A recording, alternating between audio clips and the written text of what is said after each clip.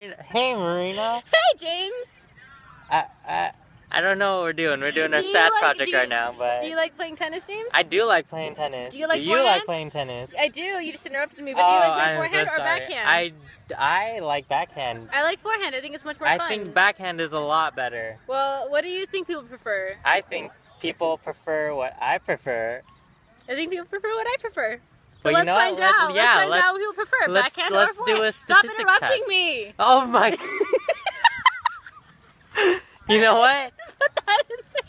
Just put it in there. Let's go. We're doing this for you, Mr. Nichols. We're desperate. We're trying. Let's go. It's gonna be cry now. This is gonna be so fun. Start. So the breakdown is. I don't know why you keep saying Okay, it. so our breakdown is going to be that we will be performing a 1 proportion z-test to see if... Okay, you know, I'm taking it from here. Okay. I believe that the COHS tennis players prefer forehand than backhand. Ignore my phone. It just went off.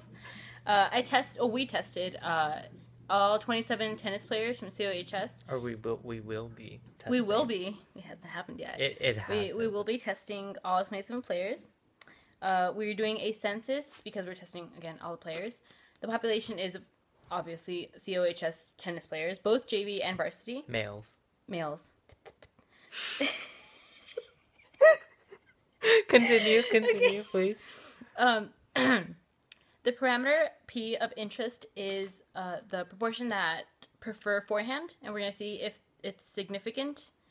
Our null hypothesis is P is equal to 0.5, and our alternative hypothesis is that P is greater than 0.5, because I think that there's people who like forehand more. So he doesn't, but I do, and my opinion is the only one that counts, right? But 1 proportion z-test. Yeah. Just so we're gonna break it down for y'all. Okay. Okay, we're gonna be doing our test. Signing out. So here we begin our visual presentation of our 1 proportion z test, with our population being COHS. We already said that they know the stuff. P proportion that prefer forehand. The null hypothesis of P equaling 0.5, and the alternate hypothesis of P greater than 0.5. Just for our visual learners here. Okay, well. Because I'm doing this for the thrill of it, killing it, never not chasing a million things I want. And I am only as young as the minute is full of it, getting pumped up on the little bright things I bought. But I know they'll never own me. Baby, be the class clown, I'll be the beauty queen in tears. It's a new art form showing people how little we care. We're so happy, even when we're smiling out of fear. Let's go down to the tennis court and talk it up like yeah. Hey Marina, so tell us, what kind of graph did you choose to display our data? Okay, so we went with a classic bar graph because they're the easiest, to be honest. We have categorical. Yes, because data. it's also categorical data. So here we have our backhand, and as you can see, we only had 9 people out of the 27 who preferred backhand, and then you can see that 18 of them preferred forehand, which is a lot. We're going to test if it's significant or not. And we have our labels here. You can see, very Beautiful. pretty. Yes. Artist Picasso status. Thank you. Mwah. Magnifique. Ready? Okay, so our conditions. All right. So first step is to check if it is random. If it is random. It is random because it's a census. We tested all the people from the boys tennis team, so we're good on that. No bias here. Okay, James. Next is standard. This is so sloppy. I hate that. Standard deviation. Gonna write it all out.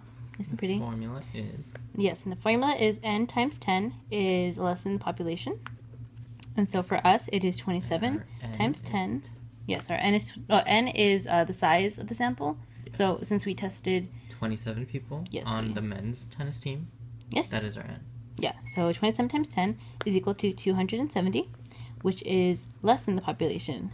of all male tennis players in that the world. Yeah, because I mean, you don't have that many tennis players at our school, but you get the gist that there's more than It's kind of confusing, but it's kind of based on it'll make Mr. sense. Nichols' Yeah, it'll make sense when Mr. Nichols explains it. Yeah, so. he's a great teacher. Okay, you're just kissing too much butt right now. So Normal distribution. Yeah, normal distributions are next, and there are two formulas for this one. Yes, so you have n times p is greater than or equal to 10, and then the next one is n times, what's an n? What do you, okay. 1 minus p is greater than or equal to 10. And so for this we have 27, and our p, like we said before, is 0.5. Alright, so that is going to be, it's going to equal to, let's get a calculator because I don't want to do this math. Okay, let me go get my I'm pretty sure it's calculator up here. 18.5. It's 18.5. It's 18.5. No, it's not 18.5. Times 0.5, which is 13.5. 13.5. Not what I said, because I can't count, guys. Welcome to stats. Okay, so then we have to 13.5 is greater than and equal. That's greater than 10. So we're good on that. So then next is 27 times 1 minus 0.5. So I mean it's the same. Which is the complement. No, it's not really much of the complement. It's the same thing. And when you get stuff like this, like 0.5, you don't have to do it over again. We're doing it over again because we're dumb and we didn't realize that beforehand. But as you can see, it meets all the conditions, so we are good to go. So now, congratulations, you can now do the inference procedure. Okay. Procedure. All right, next time. We're a little. Let's go. Let's go. Come on. Okay, turn the page. Okay. Bam. Okay. To begin our inference procedure, we will be giving you the formula for a 1 proportion z-test, and the formula is... Okay, so I'm going to tilt it for me, and then I'll show you guys right there. But we have our p, you have our z, and depending whether it's greater than or equal to, but right here it's just equal to for now, and then we have our p hat minus the p over square root of p times 1 minus p over n. And don't worry, this seems kind of like overwhelming. There's going to be more letters and numbers when you get to the other test, but you got this. Yeah, you can don't worry. Mr. Nichols is a this. good, amazing teacher. Okay, so now we're just going to plug in our numbers now. Okay, so do it this side right here. So it's p, and it's going to be z, and it's going to be greater than because our alternative hypothesis is greater than, so that's why it's there. And then our p hat is 18 over 27 minus our p, which is 0.5, divided by square root. And then we have 0.5, and then 1 minus 0.5 is 0.5, so that's why you have this there. And then we're going to divide this all by 27. Okay, and we did the math already, so I'm not going to do that all over again. So our z is greater than 1.732. And then when you find the p for that one, our p is going to be 0.042. And then this is less than our alpha value, which is 0.05. So it's because it is less than our alpha value, we reject the null hypothesis. And so we say that there is significant evidence that more than half of the COHS tennis players prefer forehand. That's not spelled right. Players prefer forehand. So I was right. James was wrong. Okay, but I mean, like, when you do your significance test, you should write cleaner than that. You know what? Mr. Nichols is really appreciative of my writing, so okay. he knows what I mean. Okay. All right. So that's how you perform a significance test, and I hope you learned a lot from our rambling. And you're still going with that? Yeah. Okay. Well, we're gonna sit there. You're just gonna stand and like. Okay, Marina. Okay, Marina. So what did you learn from our 1 proportion z test? I learned today. I learned that I'm always right because I believe that more than half of the people, more than half male tennis players like forehand.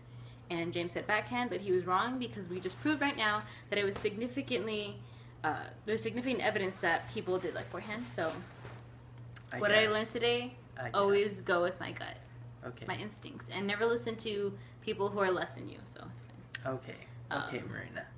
Well, I hope you guys learned a lot from our video. I hope you enjoy having Mr. Nichols this year because he's my favorite. I'm his favorite. So he's my favorite. You're not his favorite though. I am. But I mean, I guess it's debatable. Yeah. Not debatable. I think there's a good amount. There's significant evidence that people will say that he likes me more than you do. Hopefully, Mr. Nichols is showing you guys this video. Hopefully not, because I did drop some. This extra credit because we really needed it. Yeah, I really need this extra credit, Mr. Nichols. If you could hook sister up, that'd be nice. That'd be awesome. All right. No. Okay. Bye, guys. Bye, guys. Have fun in stats. It's a great time. I know I didn't. Am I right? No, I'm kidding. No, please give me extra credit. I need it. You can do it. You can do it. Hopefully, maybe. Couldn't, but I could. Ow. Okay, we're done. We're done. Okay, bye.